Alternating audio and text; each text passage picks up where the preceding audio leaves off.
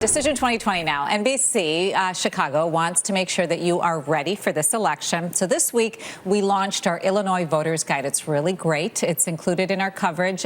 There is a podcast. It is hosted by our very own Phil Rogers. And we are lucky because Phil is getting up nice and early this morning to talk about the podcast. We understand, Phil, it released its second episode yesterday.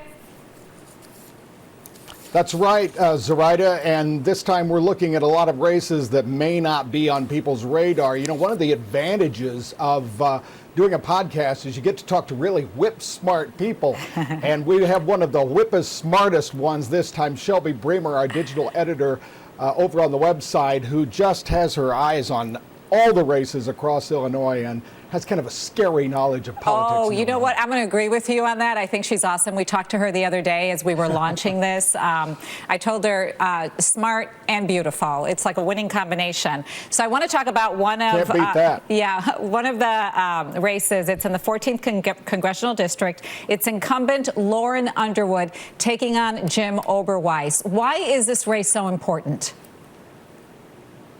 Well, one of the interesting things about a lot of these races is the history of the district. Remember, Lauren Underwood came swooping in there 2 years ago during the 2018 midterms and really just kind of took that district by storm.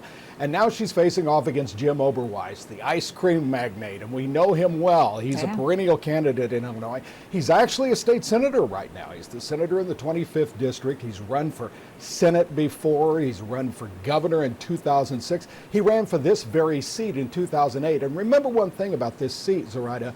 This is the seat that belonged to Dennis Hastert, the longtime Republican stalwart of the county, and that kind of gives you a reflection of what the district is like. So what's going to happen this time around? Will President Trump's voters come out in droves in that district? Really hard to unseat an incumbent, but we'll see.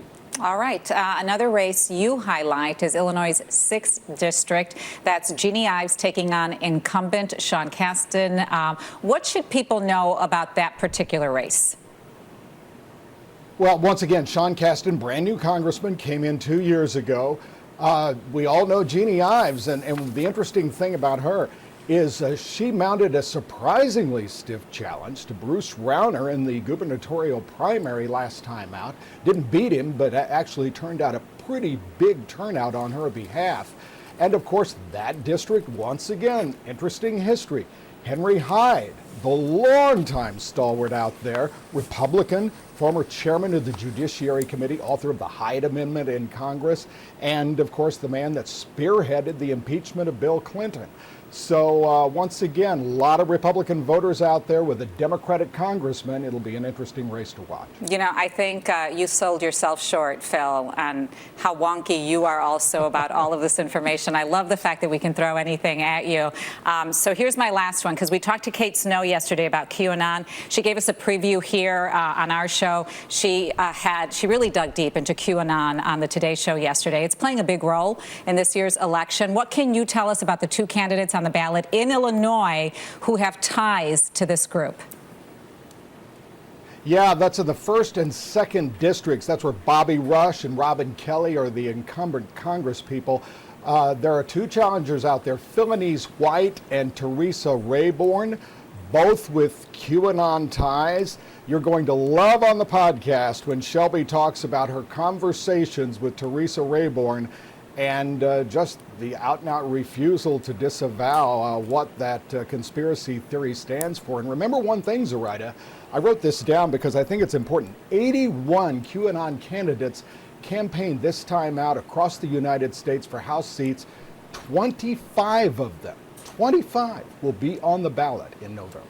No, it's quite a following that people have with QAnon. So we'll definitely be watching. Phil, thank you so much for getting up early with us. We appreciate you. Zoraida, thank you.